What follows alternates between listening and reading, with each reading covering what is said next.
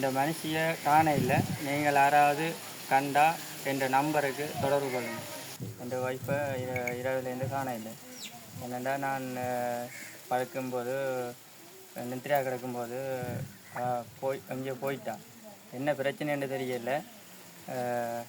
ஒரு 11 மணி அளவில் தான் நான் பாத்ரூமுக்கு வந்து எழும்பேக்கான். இப்போ அவள் எழுப்ப வேண்டியதானே தான் ஆளை காணையில்.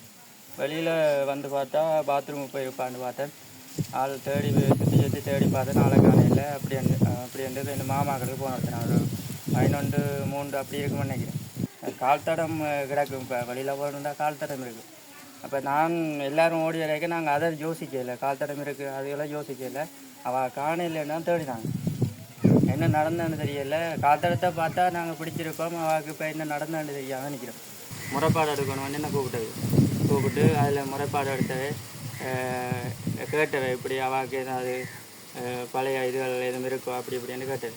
நான் இல்லை, அவள் எனக்கு நம்பிக்கை இருக்குது. அப்போ நான் அப்படி சொன்னேன், எனக்கு நம்பிக்கை இருக்குது, நான் அப்படி இதண்டே அவள் அப்படி போக மாட்டாள் அப்படி சொல்லி போட்டு அப்படியே வந்தேன். பிறகு ஒரு விடிய ஒரு 7 மணி போல் கூப்பிட்டு அவன் அந்த ஃபோனை வாங்கணும் செக் பண்ணணும்னு சொல்லி செக் பண்ணி போட்டு தந்தவிய.